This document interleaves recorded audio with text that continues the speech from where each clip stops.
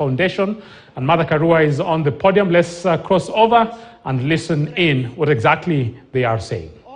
Yesterday's attacks, which were actualized in violent operations with the apparent connivance of the police. We say so because the Kenya police never showed up the entire day this was happening. Miraculously, they have showed up today, 24 hours later and after the damage. These acts are reminiscent of the Mugabe land invasions in Zimbabwe. A legitimate self-respecting government cannot use thugs to settle political disputes or to stop the exercise of the constitutional right to demonstrate. The world watched on TV and online as Kenyans marched, danced, sang, and cheered peacefully in the neighborhoods of Kawangware and Kibra yesterday. Our peaceful protest was met with acts of chaos designed by the government as we left Kibra. The day would have ended without much incident, but as we left Kibra, along the Langata bypass exit, they lobbed our convoy and the supporters who were escorting us out with tear gas and provoked acts of violence on peaceful demonstrators. This brutality did not end there, as police and government hired goons further invaded the peaceful Kibra neighborhood under the cover of darkness, tormenting residents with crude weapons, bullets, and like a repeat history, they torched and burned the PCA church and the Karanja Mosque in Kibra. The invasion of private land, slaughter and looting of animals, targeted attacks on private business, the burning of homes, and torching of places of worship have been at the heart of brutal Ruto and Rigathi operations against progressive forces dating back to the dark days of one-party era.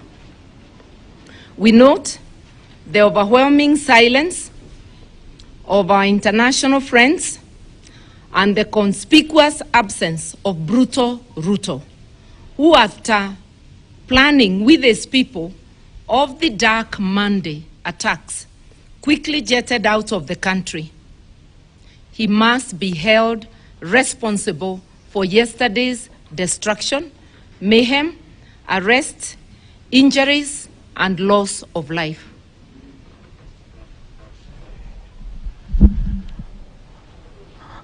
Thank you very much, Martha. Martin Luther King Jr. once said that in the end, we will remember not the words of our enemies, but the loud silence of our friends. As Martha has said, we hear the loud silence of our international friends, even in the midst of this mayhem that we saw yesterday, and brutal police brutality that we have witnessed. I would like now to invite our leader to now make the main statement. Your Excellency, please.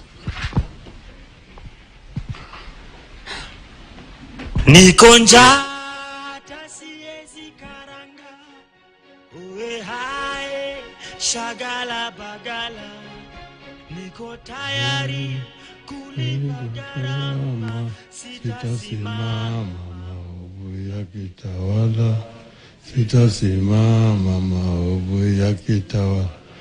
Hello. Asanteni sana. You may be seated.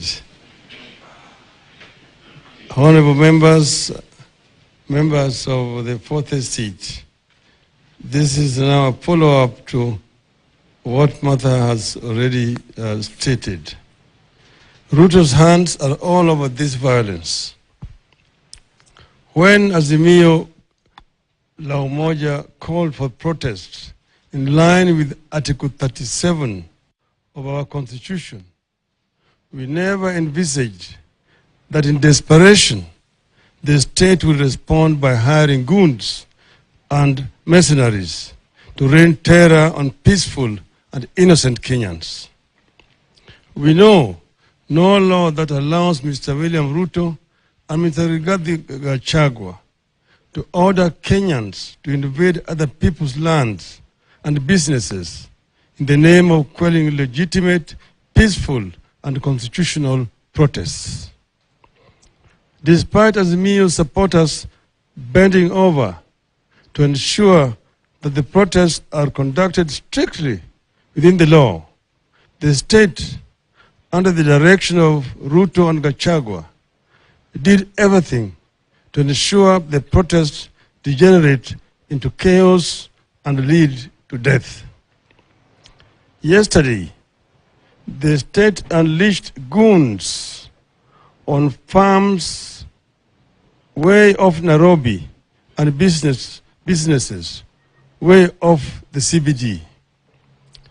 In that invasion, trees were uprooted and burned and animals scattered away and slaughtered under the supervision of the state.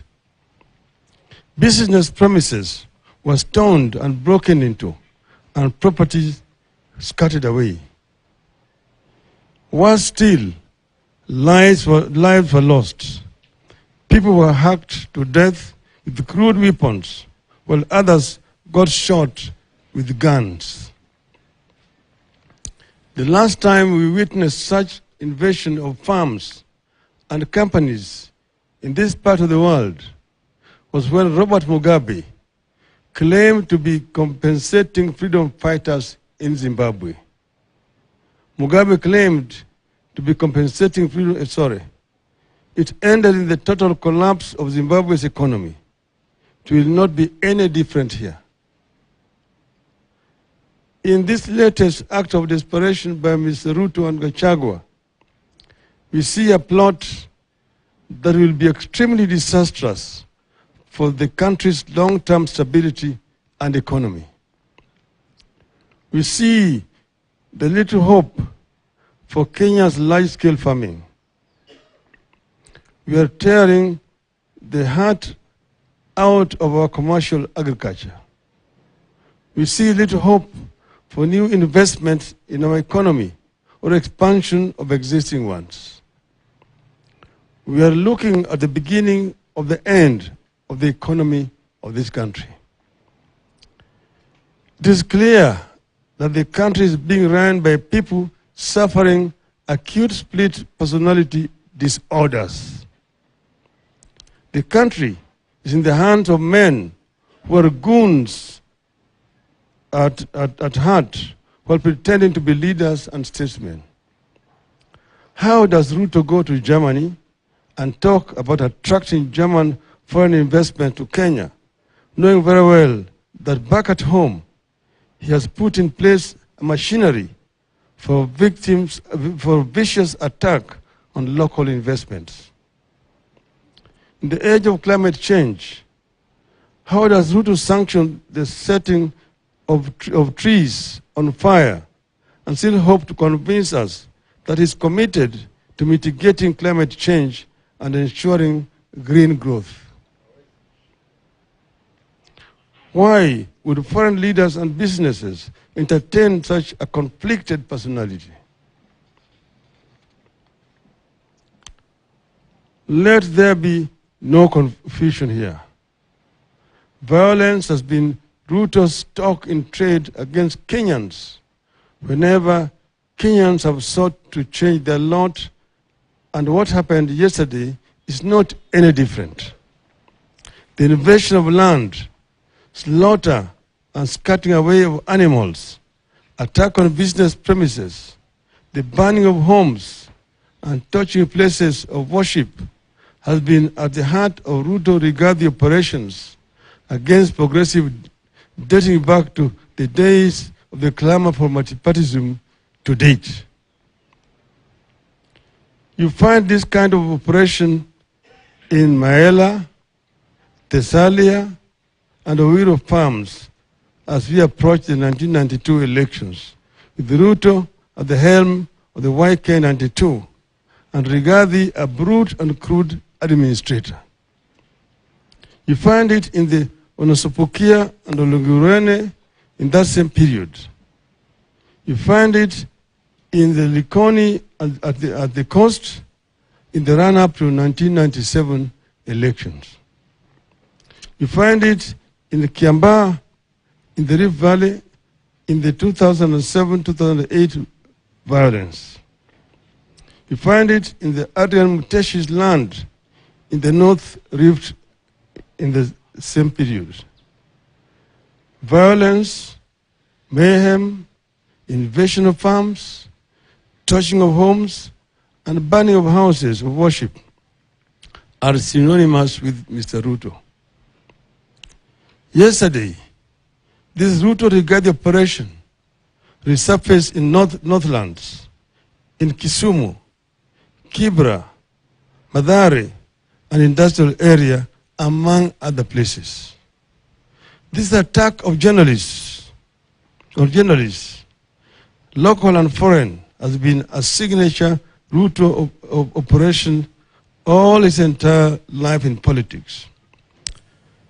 Those who were there then will recall how in 1995, party goons and police beat up the late Dr. Richard Leakey and journalists, including Louis Tambridge of the Daily Telegraph, whose crime was to ask policemen why they were doing nothing when Dr. Leakey was being attacked. Let's make no mistake. Nobody must pretend to be safe. Anyone with any property in any part of the country has every reason to fear. Anyone with a sizable piece of land business must be very afraid. We have every reason to believe that other properties will be invaded in the coming days. William Ruto himself owned vast tracts of land across the country, from Narok, Kajiado, Nairobi, and the coast. Much of that land was illegally acquired. Does his order for invasion of other people's lands amount for the invasion of his own? Time will tell. As we warned during the campaigns, Ruto has brought the class war here. He's keen to have a religious war here. This is how it starts. Once it starts, there's no end until citizens turn on one another. All along, we saw it coming. When we launched Azimio la Umoja in the city of Nakuru in August of 2021, we warned against pitting people against each other. We warned against the seeds of a class war that were being planted, pitting the poor against the rich, the young against the old, one faith against the other, tribe against tribe. We warned that the country needed to embrace a tradition of making compromises for the sake of the nation.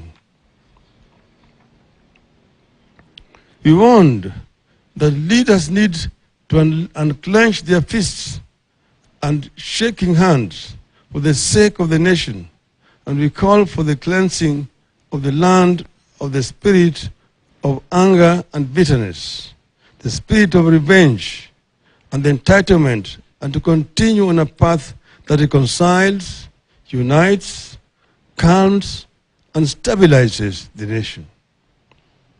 Above all, we warn that mere words and catchy slogans alone would not work. We told our people to study history and see where it had led those countries that fell victims to the sweet tongues of politicians who were selling snake oil to desperate populations. We also warned them of the theory of Mr. Goebbels, during Adolf Hitler's period. An angry and bitter duo of Ruto and Gachagua, usurped the will of the people, have now taken the low road and are summoning the worst demons to drive our nation into a ditch. It is clear the class war that Ruto promised during the campaigns is being actualized. This is how collapse begins. It is unfortunate that Ruto is so scared of losing legitimate power that he will damage the environment and the economy just to stay in office. But Ruto must make no mistake. I repeat, Ruto must make no mistake. This struggle will march on, stronger and mightier, with his every vile response until our demands are met. 1, the cost of goods must come down. 2, servers must be opened. 3, the reconstitution of IBC must be above board and consultative and bipartisan. And that reconstitution must also mean restructuring of the IBC. We have won against Ruto and his violence before. We shall win against Ruto and his violence again. End of statement.